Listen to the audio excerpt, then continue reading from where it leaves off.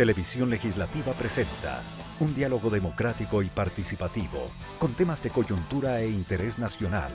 Diálogo, un espacio para todas las voces. A continuación.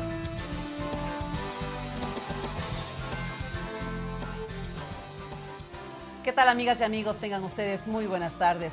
Bienvenidas y bienvenidos a Diálogo, espacio de información, ustedes ya saben, de opinión, de reflexión también, sobre aquellos temas que realmente importan e interesan a la comunidad. Diálogo a través de los medios de comunicación de la Asamblea Nacional. Bienvenida a través de quienes nos escuchan a través de la radio, con su cobertura en todo el territorio, 24 provincias, 4 regiones de la patria, a través de la internet en todo el mundo. La dirección en vivo.asambleanacional.gov.es y la televisión legislativa, con su señal abierta en las ciudades de Quito, Guayaquil y Cuenca. En Quito, canal 42, en Guayaquil, canal 22 y en Cuenca, canal 27.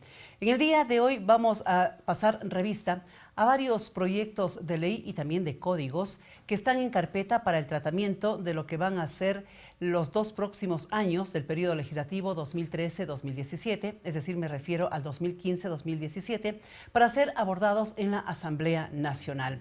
Por eso hemos invitado a 2 estudiosos de la materia. En primer término, al presidente, que fue durante el 2013 hasta el 2015 de la Comisión de Biodiversidad y Recursos Naturales, el asambleísta nacional por Alianza País, Carlos Viteri. Y luego estaremos conversando sobre el proyecto de Código Orgánico de la Salud y una invitada muy especial, la directora del INDOT, este organismo que trata sobre la donación y el trasplante de órganos y de tejidos. ¿Cuál podría ser el espacio que va a ocupar esta materia en el nuevo Código Orgánico de la Salud? Será la materia que abordaremos en la segunda parte. Pero para poner en contexto de lo que vamos a conversar de inmediato, también les hemos preparado un trabajo periodístico que ha sido elaborado por nuestro compañero Byron Pérez en breves instantes más. Porque antes vamos a saludar con el asambleísta Carlos Viteri, agradeciéndole por aceptar nuestra invitación. Qué gusto, asambleísta. Hola Nancy, el gusto es mío. Quiero expresar un saludo cariñoso, un abrazo grande a todos los televidentes, a Lipunja, a Lichiche, a todos y a todas. Pues muy contento de estar aquí para informar el trabajo comprometido, apasionante, que es el del desarrollo del proyecto de Código Orgánico del Ambiente, un código para la vida. Muy bien, y entonces ahí, con este antecedente, esta pastilla tan importante, compartamos juntos entonces este trabajo periodístico, reiteramos, elaborado por nuestro compañero Byron Pérez. La Constitución de Montecristi no solo desechó el viejo concepto del Congreso y lo reemplazó por la renovada Asamblea Nacional, sino que generó herramientas para garantizar la participación de mujeres y jóvenes dentro de la política, ampliando sus derechos democráticos. Hoy hablamos de una nueva Asamblea, porque hay trabajo eficiente, hay responsabilidad, hay honestidad en quienes asumimos este reto a través de nuestros electores. Y esos principios permitieron romper esquemas. Por primera vez, las mujeres coparon el 42% de la integración de la función legislativa. 23 de los 137 asambleístas tienen menos de 35 años y 16 legisladores son representantes de pueblos y nacionalidades. También de forma inédita, 3 mujeres asumieron la presidencia y 2 vicepresidencias del Parlamento. Al cumplir 2 años del periodo legislativo 2013-2017, se han aprobado 34 leyes, algunas de ellas orientadas al reconocimiento de los derechos de los sectores históricamente marginados y grupos de atención prioritaria. Hemos aprobado la ley de los consejos nacionalidades para la igualdad, sobre todo pensando en el pueblo que siempre ha sido discriminado, los pueblos y nacionalidades, los pueblos afros, los pueblos montubios, los pueblos indígenas, pero también las mujeres, los discapacitados, los niños, la tercera edad. La Ley Orgánica de los Consejos Nacionales para la Igualdad, entre otras cosas, busca fortalecer la unidad nacional en la diversidad y construcción del Estado plurinacional e intercultural. Legislando por los derechos de la naturaleza, el Parlamento aprueba la Ley de Recursos Hídricos, Usos y Aprovechamiento del Agua, que busca garantizar el derecho humano a este recurso. Ha sido una lucha de varias décadas, ¿no?, en las calles, queriendo conseguir esta ley de recursos hídricos, uso y aprovechamiento del agua, que garantice lo que dice la Constitución, principalmente que la gestión del agua puede ser únicamente pública o comunitaria. Destaca la importancia de la gestión interinstitucional y los beneficios que ésta traería en relación a la sistematización del riego. Que a nivel nacional, en todos los sistemas comunitarios en donde se requiere del apoyo del Estado, ya hoy con la ley se puede hacer este trámite. Podemos exigir al Estado de que nos apoyen con infraestructura para nuestros sistemas de riego comunitarios en los que hemos carecido de todas estas herramientas para poder sistematizar y poder ahorrar agua y poder incrementar el sistema de riego parcelario. El legislativo asumió el reto de aprobar los proyectos de ley sobre la creación de 4 universidades orientadas hacia la formación de docentes, profesionales del arte, el desarrollo de la investigación científica y tecnológica, así como la formación en la investigación, impulsando de esta manera las capacidades y potencialidades de los ciudadanos del país. Como ciudadano y como legislador, pues he apoyado la creación de 4 nuevas universidades y estoy dispuesto a apoyar la creación de nuevas universidades públicas y privadas, siempre y cuando cumplan con los artículos referentes y los requisitos establecidos en la Ley Orgánica de Educación Superior. Ahora, la Asamblea Nacional prepara nuevos retos: la nueva Ley de Seguridad Social, el Código Orgánico de Entidades de Seguridad Ciudadana, Código Ambiental, Código de Salud y el Código de Ciclo de Vida. Son algunos de los temas que constan en la agenda de trabajo para lo que resta del periodo. Y tal como nos decía Byron Pérez, el Código del Ambiente es una de las tareas que consta en la agenda legislativa para los próximos 2 años. ¿Cómo se ha trabajado este proyecto asambleísta? Nancy y pues televidentes, es un trabajo pues que hemos hecho en la Comisión de Biodiversidad y Recursos Naturales en una forma pues apasionada, como decía, porque son temas sumamente importantes.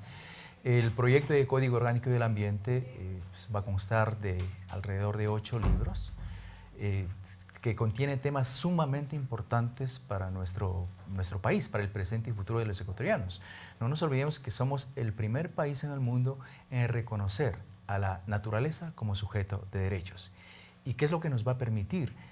Pues este código, justamente poner en aplicación en todos los ámbitos de la vida social este concepto tan revolucionario, tan futurista y al mismo tiempo un concepto que articula la responsabilidad de ciudadanos, ciudadanas y de instituciones. De tal manera que pues, en ese marco nosotros hemos tenido la participación de alrededor de 80 actores, 80 entidades que hasta el momento se han hecho presentes en nuestra comisión, han sido recibidas en comisiones generales, pues de esos son alrededor de 15 colectivos sociales de grupos interesados en los diversos temas que consta el código, que contiene el proyecto de código. Igualmente la academia, un importantísimo número de entidades académicas que se han hecho presentes para darnos su punto de vista, y obviamente los gobiernos autónomos descentralizados, quienes van a tener competencias en base a este código.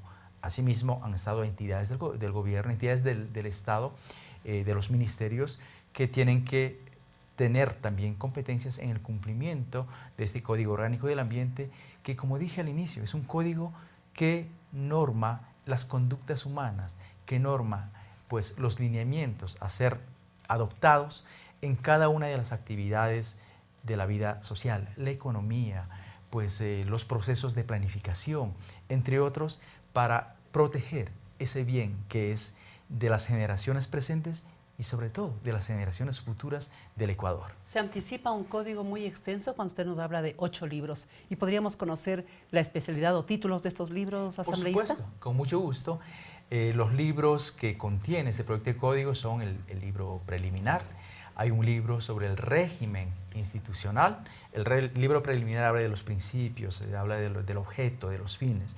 El libro del régimen constitucional, pues efectivamente contiene pues plasma la gestión descentralizada del ambiente a partir de la autoridad nacional, que hoy por hoy es el Ministerio del Ambiente. Se crea el ARCAN, la Agencia de Regulación y Control del Ambiente, entre otros.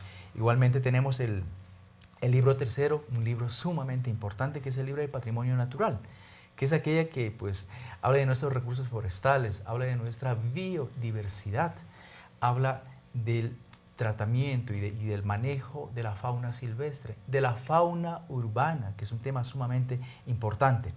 Otro libro clave es el libro de calidad ambiental.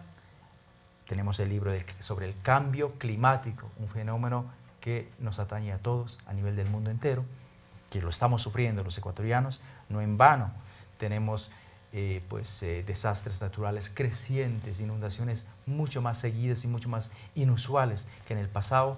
Tenemos otro libro que habla también sobre el manejo sustentable de nuestra zona marino-costera. Tenemos el privilegio de tener una zona marino-costera extraordinaria que tiene que ser conocido mucho más. Conocemos muy poco de nuestros recursos marino-costeros, del cual somos privilegiados. Tenemos otro libro que es sumamente importante, el de los incentivos. Los incentivos ambientales. Obviamente, si nosotros ponemos reglas sumamente fuertes a ser cumplidos por los ciudadanos y ciudadanas en términos de acción proactiva de protección de nuestro ambiente, de acción proactiva cuando tenemos que pensar en el impacto que tienen las actividades productivas en el ambiente. Tenemos que poner reglas de juego sumamente claras, elevar todos nuestros estándares para provocar el menor impacto posible. Si tenemos que colocar temas así, temas de sanciones, también tenemos que poner incentivos para que esos incentivos sean elementos que pues, se contribuyan a cualificar las acciones de protección y cuidado ambiental. Tenemos también el régimen sancionador, un libro que va a mencionar, que va a hablar sobre los temas de sanciones y pues finalmente las disposiciones.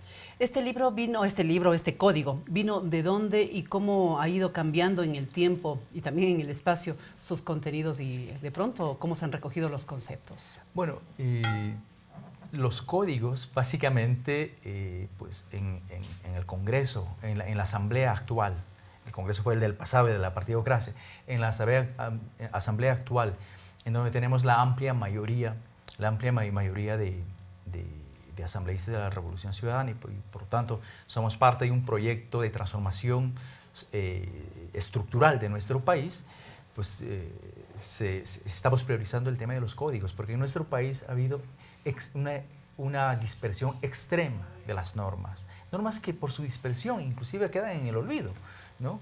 Y confunden. Y que confunden a la aplicación de las leyes, pero al mismo tiempo que se traslapan, que choquen en competencias, en fin, crea una confusión, como ya se ha mencionado, de tal manera que es muy importante que nosotros vayamos organizando, sistematizando en cuerpos normativos únicos, como son los códigos, pues las distintas temáticas. Y dicho sea de paso, un código jurídicamente tiene una jerarquía mayor al de una ley ordinaria.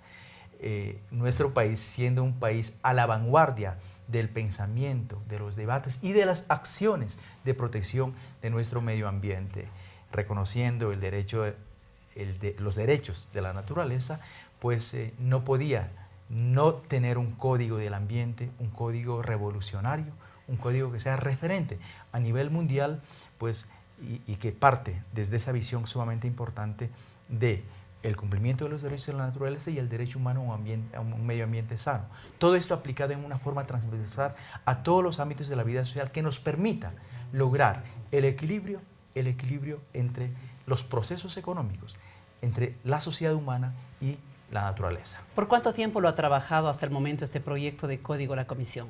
Bueno, la Comisión viene trabajando ya en lo que va de este año intensamente a partir de lo que el Consejo de Administración Legislativa así lo resolvió. Ya hemos venido trabajando, estamos ya por 4 meses de trabajo intenso, un trabajo con mucha presencia de ciudadanos y ciudadanas, de colectivos, como ya lo mencioné, pues y ahora estamos a puertas de tener ya el primer informe. Hemos venido revisando minuciosamente cada uno de los contenidos de los libros que forman parte de este código, de este proyecto de código, de tal manera que la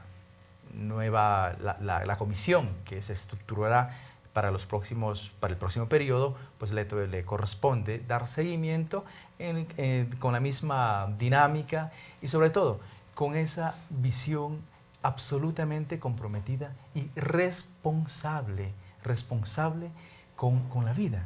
Porque cuando hablamos de código del ambiente, hablamos de una visión holística de cada aspecto de la naturaleza que sirve para la vida humana, que sirve para que todos los seres vivos sigamos existiendo a futuro. Asambleísta, usted nos decía que entre los libros consta la posibilidad de crear la Agencia de Control Ambiental. ¿Cómo explicar que esta Agencia de Control Ambiental no viene a ser un ente burocrático sancionador más que vendría a sumarse a los órganos de control ya existentes y funcionando en el Estado ecuatoriano? Bueno, este código va a tener toda una sincronía con otras normas existentes. Yo creo que esa es una explicación muy importante. No nos olvidemos, ciudadanos y ciudadanas, que tenemos el COIP, el Código Orgánico Integral Penal, que por primera vez pues tiene un capítulo sobre pues las sanciones ambientales. Tipifica todas aquellas infracciones que tienen que ver contra la naturaleza, el suelo, el aire, nuestros bosques, nuestra fauna, en fin, los animales de compañía, la fauna urbana, todo aquello pues está ya recogido en el Código Orgánico Integral Penal, tiene que estar también sincronizado de una manera sinérgica en el código los aspectos de sanciones, de tal manera que no vamos a reproducir ni competencias ni duplicar contenidos de normas. La agencia, el ARCAN, la Agencia de Regulación y Control del Ambiente, se crea como la entidad que va a contribuir con las demás entidades que van a tener responsabilidad en la gestión descentralizada del ambiente, como son los GATS. Va a tener todo un acompañamiento en términos de apoyo a la planificación, a la zonificación ecológica, pero al mismo tiempo de capacitación o de acompañamiento técnico, ¿no? Y al mismo tiempo es aquella que en el territorio, juntamente con los GATS, van a pues observar aquellas infracciones que existen, ¿no? y contribuir a procesar a que una infracción sea debidamente analizada, evaluada, para poder diferenciar también la magnitud de los daños ambientales. No vamos a comparar con una actividad de construir una carretera versus una actividad de construir un pozo de agua, para poner un ejemplo, ¿no? Y así podemos seguir mencionando otros, de tal manera que cada infractor, si ese fuera el caso, recibe las sanciones de acuerdo a la dosimetría que implica cada una de las infracciones. Porque la autoridad ambiental, que es el Ministerio del Ambiente, pues es aquella que da las líneas, las políticas generales a nivel nacional. Pero el ARCAN es la entidad que va a operativizar el cumplimiento de lo que establece el código. Nos queda muy claro. Hace algunos meses se presentó acá en la Asamblea Nacional un proyecto de ley de bienestar animal. Se lo conoce como LOBA. Se había anhelado de parte de quienes presentaron esta propuesta que sea una ley específica con esa especialidad. Sin embargo, de lo que se conoce, este proyecto de ley sería parte del Código Orgánico Ambiental. Vamos a conocer si así va a constar, cómo se lo analiza y cuál podría ser el destino de este proyecto de ley dentro del Código Ambiental, luego de participarles a ustedes de estos mensajes a través de los medios de comunicación de la Asamblea Nacional. Ya volvemos entonces.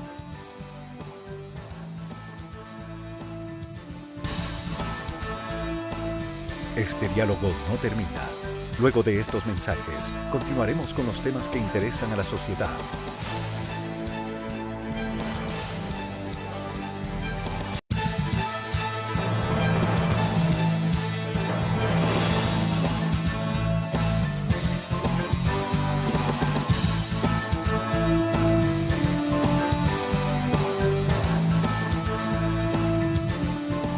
Estamos de vuelta para continuar con nuestro primer invitado, el asambleísta nacional por Alianza País, Carlos Viteri, presidente de la Comisión de Biodiversidad y Recursos Naturales de la Función Legislativa.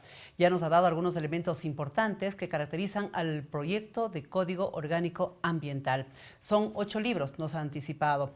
El tema relacionado con la socialización también ha sido intenso, 4 meses que prácticamente notamos como que no han descansado y no van a poder descansar porque los temas relacionados con el ambiente cada vez son más. Pero habíamos dejado una tarea pendiente.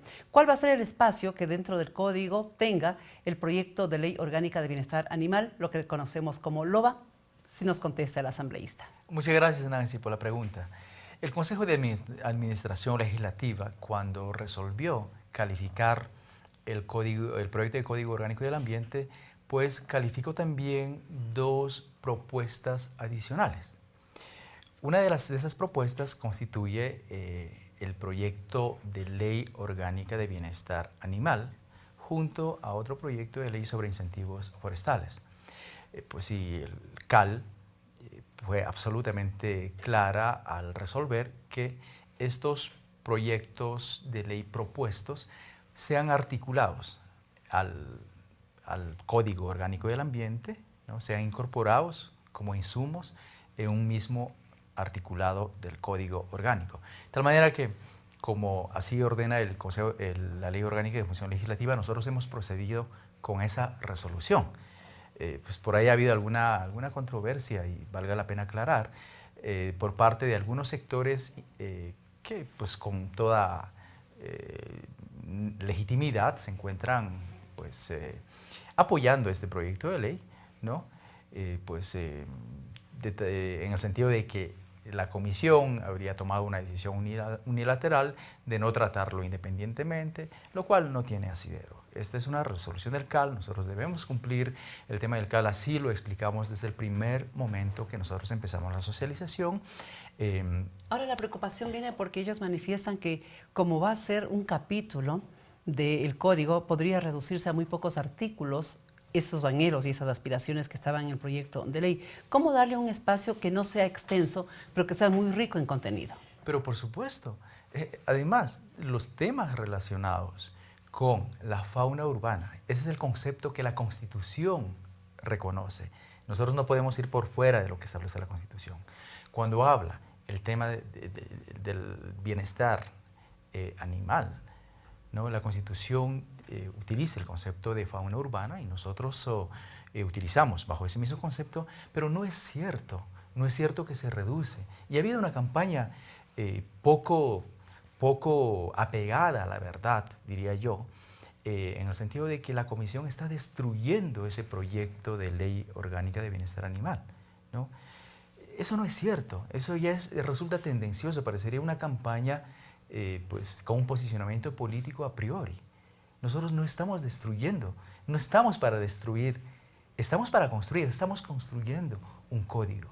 Para nosotros el tema del manejo adecuado,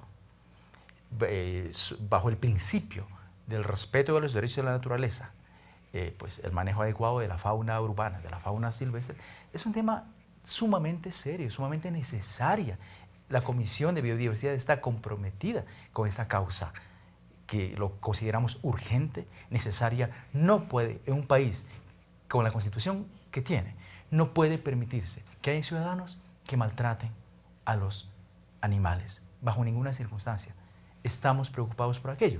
De tal manera que en el Código Orgánico del Ambiente que estamos trabajando, se va a articular la esencia, el planteamiento más importante, trascendental, que nos va a permitir cambiar las conductas humanas, mejorar el rol de las entidades públicas, justamente para una gestión adecuada en el respeto de los derechos de la naturaleza, la gestión de la fauna urbana. De tal manera que yo me pregunto, Nancy, permíteme mencionar este tema. Para nosotros, todos los temas mencionados del contenido del proyecto del código son importantes. Es decir, el tema del cambio climático no es menos importante que el bienestar de los animales, es igualmente importante. El tema de nuestra biodiversidad, los recursos genéticos, la protección de nuestros recursos marinos costeros son sumamente importantes. Allí tenemos especies en peligro de extinción. Son sumamente urgentes, necesarios. Me parece erróneo considerar que de los temas ambientales, el tema de bienestar animal prevalece sobre todos. No, es importante, pero no menos importantes son los otros temas. De tal manera que tenemos que tener una visión holística, de tal manera que todos los temas que contendrá este código cuando lo aprobemos, pues tienen el carácter de orgánico. La protección animal, la única forma en que pueden tener ese carácter orgánico es dentro del código. Y por otro lado, no es cierto que por falta de legislación, porque no se da tratamiento en forma independiente, autónoma, todo lo que han dicho los que están apoyando este proyecto de ley, pues que por falta de aquello hay el maltrato animal. No es cierto. Tenemos un código vigente que hay que aplicarlo. Tenemos un reglamento interministerial entre el Ministerio del Ambiente, de Salud y el Ministerio de Agricultura y Ganadería para proteger específicamente el bienestar de los animales, que está en vigencia desde el 2009. Tenemos el Distrito Metropolitano de Quito tiene una ordenanza desde el 2011. Es decir, hay normas con categoría de ley que hay que exigir que aquello se aplique. Lo que el código va a hacer es, evidentemente, darle mayor fuerza, poner en aspectos imperativos aquellos responsabilidades que ciudadanos e instituciones debemos asumir. De tal manera que, ciudadanos, ciudadanas, ¿usted está preocupado por el bienestar de los animales? Yo lo estoy.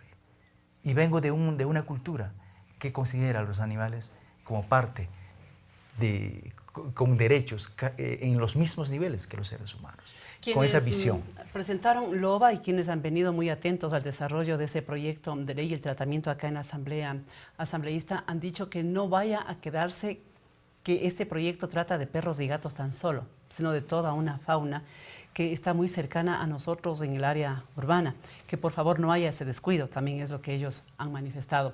Eso por un lado. Y por otro lado, ¿cómo este código garantiza que si va a haber una atención descentralizada en cuanto al cuidado y al bienestar del medio ambiente por parte de los gobiernos autónomos descentralizados, no haga cada quien lo que le parece bien, sino que se sujete a lo que tenga que decirse y aplicarse respecto de este código? Bueno, yo creo que es justamente aquello que define el código, define los lineamientos de accionar que exige la Constitución en todos los ámbitos del cuidado y la gestión sostenible de nuestra naturaleza, de nuestro medio ambiente. Es para eso justamente el código, de tal manera que con el código nadie va a dispararse hacia temas subjetivos en forma unilateral. No, el código define esas líneas y esas competencias homogéneas que deben ser asumidos por ciudadanos y ciudadanas. Y por otro lado, no nos estamos quedando únicamente en la comprensión de perros y gatos. Nancy, si tuvieras esa campaña en las redes, un poco más que los asambleístas casi ni siquiera sabemos leer y escribir, pues, porque esa campaña está llena de ofensas y llena de falsedades. O sea, quien lucha y busca por una causa noble, por el respeto de los derechos, no puede basar una campaña sobre argumentos llenos de agresividad y llenos de falsedad. Todo lo contrario, nosotros estamos poniendo en la dimensión justa en el que hay que reconocer los derechos de la naturaleza y dentro de eso, pues, los derechos de la fauna urbana, de ahí el concepto. Pero otro tema que hay que mencionar, yo no puedo dejar de mencionar esto, Nancy, queda un minutito. en el sentido de que Chevron Texaco, cuando contaminó nuestra Amazonía, mató muchos animales y sigue afectando. Y las personas que están defendiendo en esta campaña no han dicho absolutamente nada. Anteayer estuvimos sembrando árboles que sirven también a los animales. Habrá que ver cuántos árboles sembraron los que hacen esta campaña. Muy bien. Recuerden que contaminación también es ofender a otra persona, ofender a una institución. ¿Qué mejor que acercarse, venir a la comisión, al Palacio Legislativo, a la Asamblea Nacional y ser parte de la construcción de estos proyectos de ley, en unos casos proyectos de código, como el caso que los hemos desarrollado en el día de hoy? La oficina del asambleísta está siempre abierta. Yo cada que voy por allí la veo abierta, está en el 7º piso del Palacio Legislativo y eso significa que ustedes también pueden acercarse para plantear y presentar sus inquietudes sobre este y otros proyectos de ley que pueden ser parte de este Código Orgánico de Protección al Ambiente. Muchísimas gracias. Muchas gracias. Asamblea de Puertas Abiertas. Estamos a las órdenes. Un abrazo a todos. Gracias a Carlos Viteri, presidente de la Comisión de Biodiversidad y Recursos Naturales de la Asamblea Nacional. Ustedes habrán puesto gran atención a lo que él dijo. Ha habido también un gran compromiso. Harán el seguimiento indispensable y sacarán sus propias conclusiones. Nosotros acá también lo hacemos. Les dejamos por unos instantes, cumplimos con importantes mensajes que les hemos elaborado para ustedes y luego volveremos con la segunda parte de Diálogo. Ya regresamos.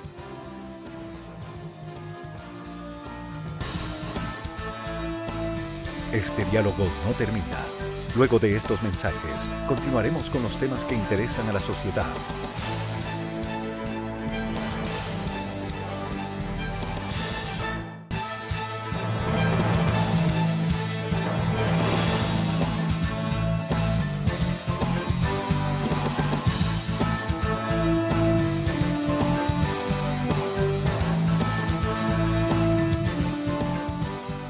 Continuamos con la segunda parte de Diálogo a través de los medios de comunicación de la Asamblea Nacional. Recuerde, usted este programa lo sintoniza en la radio en todo el territorio ecuatoriano, 24 provincias, 4 regiones de la patria. Pero si por algún motivo usted no puede escuchar la radio porque no está en el país o quiere alguna alternativa, pues nuestra página web en www.asambleanacional.gov.es o en vivo.asambleanacional.gov.es. Y la televisión legislativa con su señal abierta en Quito, Canal 42, Guayaquil, Canal 22 y Cuenca, Canal 27. Lo habíamos advertido. Nuestra siguiente invitada es la doctora Diana Almeida, directora ejecutiva del Instituto Nacional de Donación y Trasplante de Órganos, Tejidos y Células, INDOT. ¿Cuál es el motivo que nos ha propuesto para que le invitemos a la doctora Diana Almeida? Se está construyendo acá en la Asamblea Nacional una serie de leyes y de códigos. Uno de ellos es el Código de la Salud. Pero hay una ley vigente muy importante desde el 2011 que tiene que ver precisamente con el trasplante de órganos y donación. ¿Cuánto podría ocupar de espacio en este código esta ley? Pero para ello, primero hagamos una evaluación de la aplicación de la misma. Qué gusto, doctora, que esté con nosotros aquí. Muy buenas tardes, bienvenida. ¿Cómo está esa ley? ¿Qué resultados hasta el momento se han obtenido? Bueno, muchísimas gracias la invitación. Es un honor para mí estar en este medio tan importante. La Ley Orgánica de Donación y Trasplantes fue aprobada en el mes de marzo del año 2011. Ha dado muchos réditos, todos ellos muy positivos, porque fue una ley, en primer lugar, que tuvo 113 votos, de los cuales 111 fueron a favor y 2 abstenciones, es decir, tuvo un gran respaldo desde la Asamblea. Esta ley ha permitido, en primer lugar, posicionar el tema de la donación y el trasplante de órganos. Antes la gente no conversaba de este tema. A partir de la ley y de muchas otras actividades que en cumplimiento de la ley hace el Ministerio de Salud Pública y el Instituto de Trasplantes, pues las familias conversan, hablan, cuentan, dicen, yo quiero ser donante, yo quiero mantener esa condición de donante, y en ese sentido pues el tema se va posicionando en la sociedad. Adicionalmente es una ley que contempla muchos derechos, los derechos de los donantes, incluso de aquellos que no quieren ser donantes y pueden registrar en el registro civil su voluntad contraria a la donación, tanto como los derechos de aquellos que quieren ser donantes y también de aquellos que necesitan un órgano para trasplante. También esta ley contempla todo lo que tiene que ver con el financiamiento, la garantía del financiamiento de un trasplante. Los trasplantes son altamente complejos, son muy costosos y el hecho de que existe un financiamiento le ha dado este impulso que la actividad trasplantológica necesita en el país.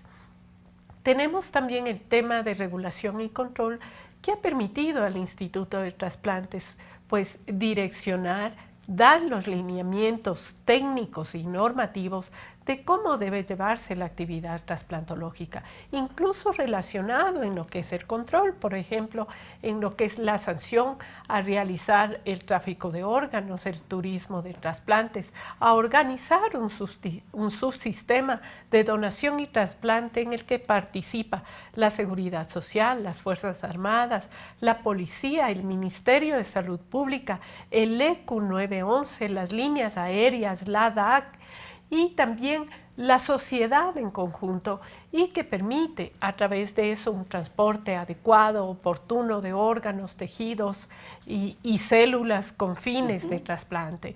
Entonces son todos estos elementos los que han permitido un posicionamiento y un avance en la actividad trasplantológica que ha sido incluso reconocido a nivel internacional.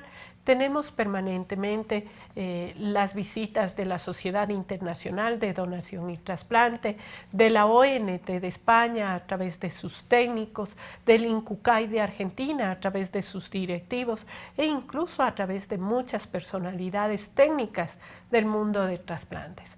Es decir, todos esos avances se han dado gracias a la ley y gracias a este trabajo que viene haciendo el Ministerio de Salud Pública. Mire usted, el día viernes se ha lanzado una norma de carácter nacional que es el protocolo de certificación de muerte encefálica, que es una herramienta fundamental para certificar la muerte de un donante.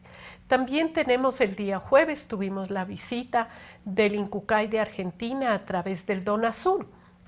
El DONASUR es un sistema informático integrado de todos los países del sur en donde registramos la actividad trasplantológica, tanto de donantes como de trasplantes. Han reconocido que el Ecuador tiene ya al día el tema de los órganos desde el año 2011 y que tenemos una absoluta trazabilidad.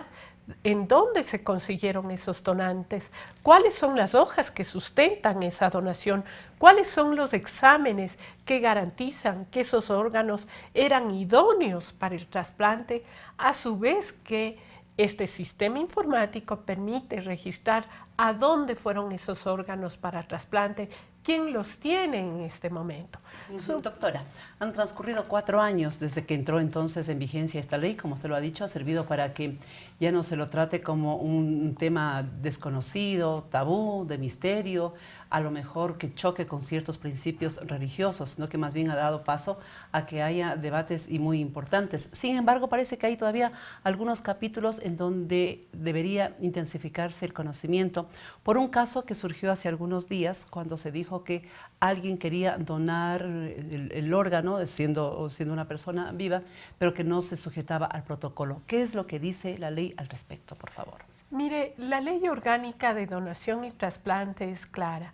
Dice que se permite la donación en vida hasta el primer grado de afinidad y también parejas que viven en unión libre y hasta el 4º grado de consanguinidad, es decir, padres, hijos, tíos, primos, abuelos.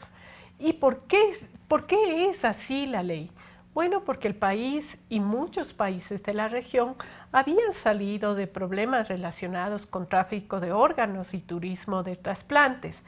Este tráfico de órganos y turismo de trasplantes no es lo que la gente cree, es decir, que una persona está yendo por la calle y de golpe le pueden coger y extraer los órganos. Eso no sucede. ¿A qué llamamos tráfico de órganos? Pues es a un intercambio comercial, muchas de las veces consentido por el donante y por los receptores. En ese caso, lo que hacen las leyes de los países, y en este caso de todos los países de la región, incluyendo Brasil, incluyendo Argentina, incluyendo Colombia, es proteger al vulnerable, es decir, al donante, para garantizar que esa donación no tenga ningún otro interés que no sea el bienestar del receptor de manera altruista y generosa. Es decir, en vida solamente puede donar un familiar. Justamente. No alguien que no sea familia. No alguien que no sea familia, a menos que tenga esta relación de primer grado de afinidad, que sean esposos o esposas. Sin embargo, en ese caso particular, pudimos acceder a a la Defensoría del Pueblo. Ellos emitieron una acción de protección y en este momento se están completando ya las evaluaciones de la paciente para que sea posible esta donación entre cuñados. Entonces, entendemos que la ley puede dar esta posibilidad de excepciones. Lo que sí no sería deseable es que la ley se abra completamente a una donación en vida que deje vulnerable al donante. Fíjese, la semana pasada Argentina amaneció con un problema relacionado con la donación de órganos porque también ellos tienen excepciones y el primer juez que evalúe el caso autoriza esa donación. Pero llega a una jueza de segunda instancia y ella expresa que detrás de esa donación hay un interés económico y que se le ofreció un intercambio comercial al donante. Entonces, esas son las cosas que los países tenemos que trabajar para, yo diría, blindar a nuestros vulnerables, que son los donantes, y hacer un sistema de donación y trasplante absolutamente altruista, generoso. España, que es un referente mundial en el tema de trasplantes, ha sacado el día de ayer una noticia en que han desmantelado una red de tráfico de órganos que involucraba más de 40 personas. Entonces, esto no es algo que lo viven únicamente los países de América Latina, es algo que se lo vive a nivel mundial y por esta intención y necesidad de que las leyes puedan proteger el sistema de donación y trasplante. Para quienes se están sumando a nuestra sintonía, les recordamos que nuestra invitada en esta segunda parte del programa Diálogo a través de los medios de comunicación de la Asamblea Nacional es la doctora Diana Almeida. Ella es la directora ejecutiva del Instituto Nacional de Donación y Trasplante de Órganos, Tejidos y Células. Nos ha hecho un breve resumen de lo que ha sido hasta el momento la aplicación de la ley de donación y trasplante de órganos precisamente. Y luego ya llegaremos a cuál podría ser el espacio que esta ley ocupe en el nuevo Código Orgánico de la Salud. Pero antes de aquello, doctora, ¿cómo está abastecida o no la lista de espera única nacional en materia de trasplante y donación de órganos? Mire, en este momento en la que va únicamente el año hemos tenido 26 donantes que han posibilitado más de 80 trasplantes. De todas maneras, en el Ecuador, al igual que en todos los países del mundo, existe una demanda que supera la oferta. Tenemos actualmente más de 450 personas en lista de espera por un trasplante renal. Tenemos más de 700 personas en espera de un trasplante de córnea. Tenemos alrededor de 15 personas en espera de un trasplante hepático, por ejemplo. Sin embargo, ningún país en el mundo ha logrado solventar sus necesidades de trasplantes. ¿Y por qué? Bueno, porque cada vez la medicina va avanzando, los trasplantes son una estrategia que ya está establecida en el mundo entero, pero que dependen de un órgano cuya calidad va a permitir un trasplante exitoso. Y en ese sentido han ido ampliándose las posibilidades de contar con un órgano, por ejemplo, con criterios extendidos. Antes únicamente eran órganos hasta 60 años, ahora se hacen mucho más identificación de donantes más viejos. Por ejemplo, tenemos estrategias internacionales como el All for All, que implica haber un receptor viejo, un donante viejo. Y a pesar de todas estas estrategias que se han levantado en el mundo entero, pues la demanda sigue siendo grande y en nuestro país también. Pero debemos recordar que la lista de espera única nacional es de este momento ordenada, estructurada, con garantía de transparencia. Las personas pueden verse a través de nuestra página web mediante un código que efectivamente están ingresadas a la lista, cuál es su tipo de sangre, y la asignación de los órganos se hace bajo criterios técnicos y bajo criterios éticos, es decir, al mejor receptor de la lista en cuanto a tipo de sangre, talla, peso, y por supuesto una compatibilidad genética que cada vez va siendo más fina. ¿Por qué es tan importante esta compatibilidad genética? Porque si es que hay mayor compatibilidad, la duración, la sobrevida de ese injerto es mucho mayor. Conforme pasan los años, obviamente se van perdiendo injertos y por tanto se va teniendo nuevamente la necesidad de un retrasplante. Mientras más alta es la compatibilidad, son mayores las posibilidades de que ese injerto se mantenga funcionando por muchísimo más tiempo en el órgano del paciente que lo recibió. Doctora, usted decía hace un instante, esta ley tiene un capítulo importante en lo que es el financiamiento. Se trata de intervenciones muy costosas, de un tratamiento por mucho tiempo costoso también. Al respecto, ¿quién cubre estas inversiones? Lo podríamos decir porque estamos hablando de inversión en la vida. ¿Y qué rol juegan los seguros médicos en esta materia? Mire, el Estado ecuatoriano, a través del Ministerio de Salud Pública, de la Seguridad Social, de las Fuerzas Armadas y también de la Seguridad de la Policía Nacional, cubren todo lo que implica un trasplante. ¿Qué es eso? Pues una evaluación pretrasplante, es decir, que el paciente esté listo para recibir un trasplante, que todas sus condiciones médicas estén totalmente óptimas y que pueda ser efectivamente un receptor adecuado del trasplante. Si no, no podríamos nosotros pensar en que tenemos un receptor, pero que va a desarrollar en corto o mediano plazo otras patologías que van a complicar el trasplante.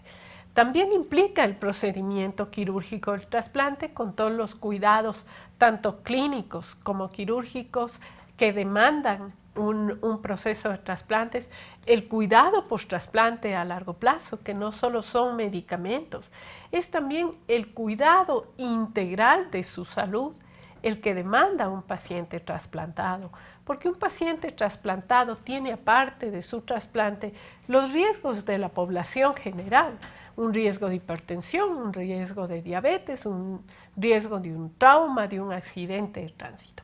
Entonces, todo eso está cubierto como una cobertura integral de salud. Los seguros de salud tiene la ley una cláusula que indica que si ellos pactaron en el contrato la cobertura de un trasplante, pues no es el Estado, sino este seguro quien tiene que cumplir con ese contrato. Hemos tenido pacientes cuyas aseguradoras han pagado por ese procedimiento de trasplante.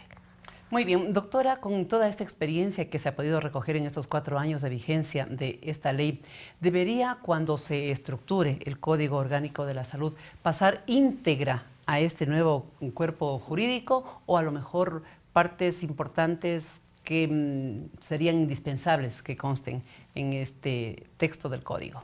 Lo importante sería que el Código acoja, que de hecho así estoy segura que lo hace, los puntos más importantes de la ley, porque siendo un código, es decir, un cuerpo normativo que abarca muchísimas leyes y las armoniza, pues necesita acoger lo más relevante de cada una de ellas y entiendo que temas de carácter secundario irán al reglamento correspondiente. ¿Qué ha sido lo más difícil en la aplicación de esta ley de donación y trasplante de órganos, doctora?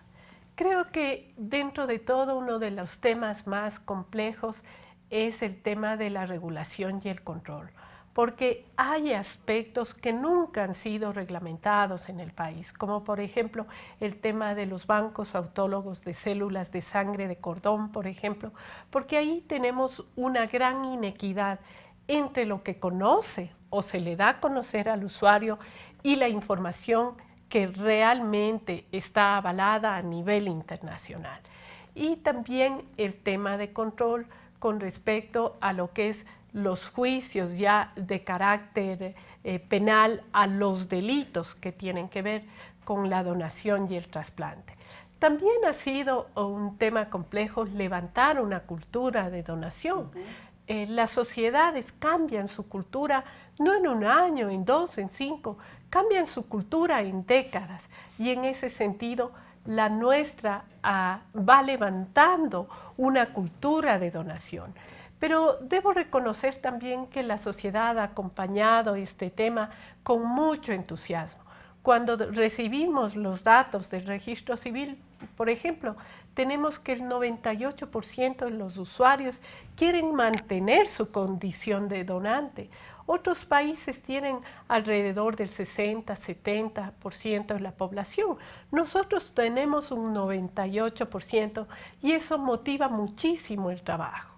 Entonces, son muchas aristas que se maneja ya en lo cotidiano del trabajo, pero que también se ven sumamente compensadas cuando uno ve un paciente trasplantado, los niños trasplantados que ya regresan con una talla normal, con un peso normal, que han vuelto a la escuela, que están estudiando, personas que ya han vuelto a su trabajo. Entonces, eso compensa muchísimo todos estos grandes retos. Hay temas que los hemos presentado, los hemos desarrollado en este espacio durante los años que está en vigencia Diálogo, primeramente en la radio, luego en radio y en televisión. Pero si hay uno que, déjenme confesarle, nos apasiona, es este, porque habla de la vida más allá de la vida. Uno puede fallecer y sin embargo nuestros órganos pueden servir para que otra vida crezca y a lo mejor esa vida que está creciendo con nuestros órganos va a ser mucho mejor que nosotros. Por eso siempre el agradecimiento a la doctora Diana Almeida. Además siempre presta ella para atender nuestros requerimientos, hoy relacionado con la preparación que se viene haciendo en la Asamblea Nacional sobre lo que será el Código Orgánico de la Salud. Y sí nos preocupaba y seguiremos inquietos sobre el espacio que se le va a dar en este código a la ley orgánica o a la ley de donación y trasplante de órganos, tejidos y células. Gracias, doctora. Estaremos atentos entonces en cualquier momento para nuevamente desenvolver esta temática ante nuestros amigos oyentes y televidentes. Muchísimas gracias también. Señoras y señores, gracias por su atención. Esto ha sido Diálogo a través de los medios de comunicación de la Asamblea Nacional. Nos despedimos hasta una próxima oportunidad. Muy buenas tardes. Gracias por acompañarnos en Diálogo. Fueron 60 minutos de reflexión sobre los temas que interesan a todas y todos. Diálogo, la fuerza de las ideas.